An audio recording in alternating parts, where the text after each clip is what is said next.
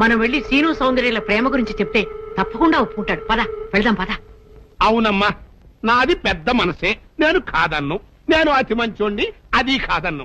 అట్టా అని చెప్పి నా కొడుకు పెళ్లి పేట్ల మీదే ఆపు చేసేంత పెద్ద మనసు నాకు లేదమ్మా. ఇంకా పెద్ద మనిషి అనిపించుకోవడం కోసం నా కొడుకు బతుకు బజారు పాలు చేసేంత చిన్న మనిషిని కూడా కాదు. ఇంకా మీరు వెళ్ళండి. అది కాదు పెద్దిరాజు, నా మనవరాలు వీరయ్యదుల మనవుడు ప్రేమించుకున్నారు. మరి ఆయన మనవాడిని ప్రేమించిన పిల్ల అయితే నా కొడుకుని పెళ్లి చేసుకోవడానికి అట్ట ఒప్పుకుందండి. అందరితో పాటు నా మనవరాలు కూడా సీనును అపార్థం చేసుకుంది.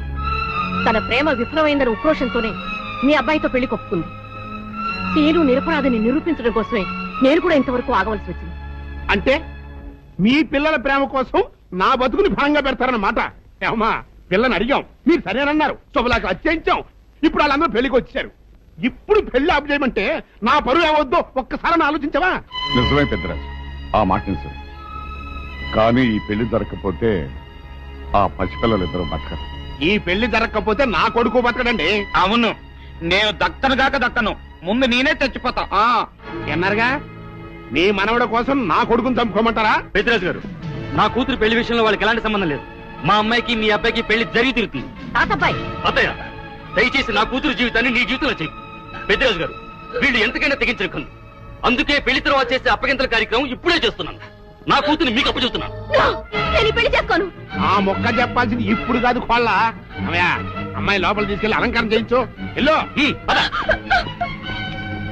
చూశారుగా, పెళ్లి కూతురు తండ్రి కూడా పెళ్లి ఒప్పుకున్నాడు. మంచి మనసు ఉంటే ఉండి 2 అత్యంతలు వేసేయాలండి, లేకపోతే దయచేయండి. చేద్దామంట. సౌందర్యని పెద్దిరాజు నుంచి బయటకు తీసుకొస్తాం. ఎవరో సరే చూస్తాం. అంటే నువ్వెక్కడ దొరికావయ్యా? సీక్రెట్ గా ప్లాన్ చేస్తుంటే ఊరంతా వినిపించేట అరుస్తా. దానికి నువ్వు ఎందుకు మావా? మేమున్నాం, పదండ్రా.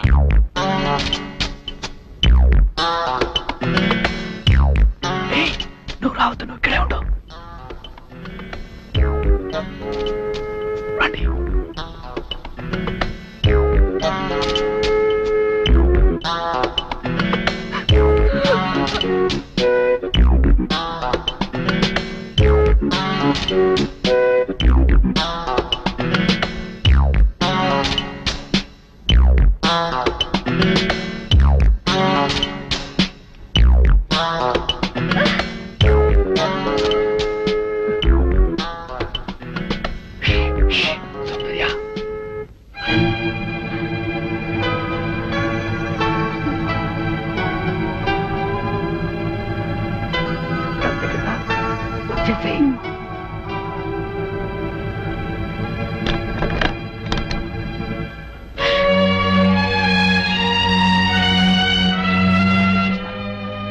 నువ్వు ఎదురుగా వేసుకుని నువ్వు వెళ్ళిపో.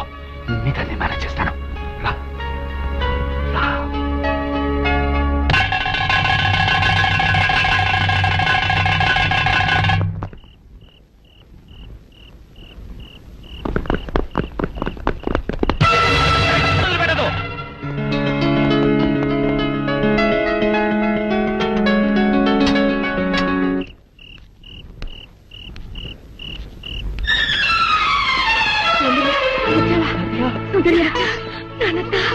అన్ని విషయాలు తర్వాత మాట్లాడుకుందాం. మీకు అరగంటలో రైలు ఉంది. ఇద్దరు తిరుపతి కొండ మీదకి వెళ్ళి పెళ్లి చేసుకోండి. ఇక్కడి పరిస్థితులు బట్టి వీలుంటే మేము కూడా ఆ సమయానికి అక్కడికి వస్తాం. ఇదిగో మీ టికెట్లకి ఖర్చులకి ఈ డబ్బు తీసుకోండి. మీరు తొందరగా వెళ్ళాలి. సౌందర్య తప్పించుకుందన్న విషయం పెద్దిరాజుకు తెలిసే లోపలే మీరు ఈ ఊరు వదిలి వెళ్ళిపోవాలి.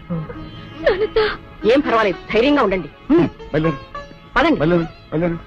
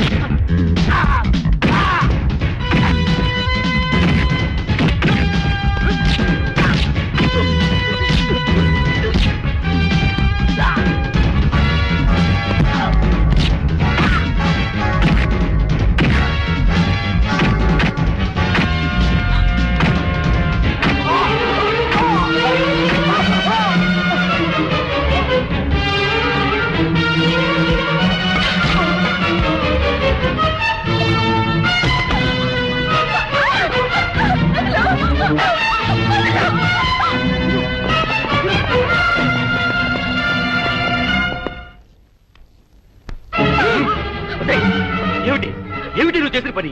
ఆ పనికి మాల వెదతో లేచిపోయి నా పరువు తీస్తావుటే నిన్ను ఇప్పుడు ఈ పిల్ల నీ కూతురు కాదు నా కోడలు. ఇదో కొడుతున్న వాళ్ళు చేసింది కూతురు మేము వచ్చేసింది కదా ఉదయ్ రేయ్ గులేదని తీసండి పంతులు గారు.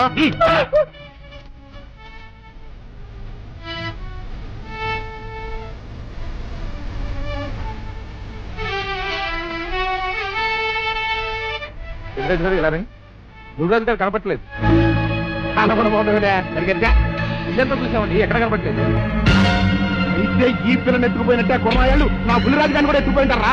రేయ్ ఆ ఏరైదురగాన్ని జానికమ్మని సీనుగాన్ని ఆ కుర్రాయాలని ఇల్లు ఎత్తి ఎక్కడ కనబడితే అక్కడ కట్టుబడేసి వస్తుంది. వెళ్ళండి చెప్పండి, నా కొడుకుని ఎక్కడ దాచారో చెప్పండి, లేకపోతే మిమ్మల్ని అందరినీ చంపి మారేస్తా. పెద్దరాజు పిచ్చి పిచ్చిగా వాక్కు. నీ కొడుకేమయ్యాడో మాకేం తెలుసు? తెలవదు. ఈ పెళ్లి అనుకున్న కాడి నుంచి దాన్ని ఎట్టాపు చేయాలని మీరు అందరూ కలిసి పన్నాగాలు వేశారు. ఆఖరికి నా కొడుకును కూడా మాయం చేశారు. చెప్పండి అని ఎక్కడ దాచారు? మాకు తెలియదని చెప్తుంటే వినిపించుకోవే. జానకమ్మ పల్నాటి నాగమ్మ లెవెల్లో పథకాలేసి ఈ పెళ్లిని జరగొడదామని చూశావు. అది తెలుసుకోలేనంత ఎదవని కాదు నేను. మీ అందరికీ తెల్లారదాకా టైం ఇస్తున్నా. నా కొడుకుని ఎక్కడ దాచారో చెప్పకపోతే మీ అందరి బతుకులు తెల్లారిపోతాయి. నిజంగా బుల్రాజు అయ్యాడో మాకు తెలియదండి. నేను ఇంకేమీ దలుచుకోలేదు. మీకు ఇచ్చిన గడువు లోపల మీరు నిజం చెప్పాలి, అదే నేను వినాలి, అంతే.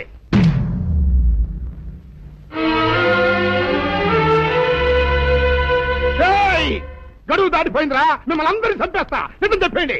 బాబు గారు బుల్రాజు గారిని ఎవరో చంపేసి చెరువులో పడేసారండి.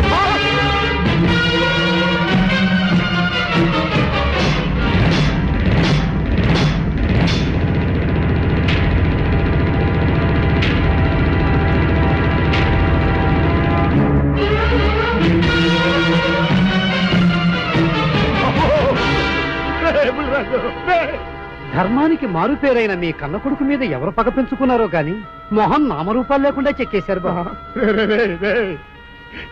నిన్ను ఈ ఊరి ప్రెసిడెంట్ చేద్దాం కదా అని ఎన్ని కలలు కన్నారా.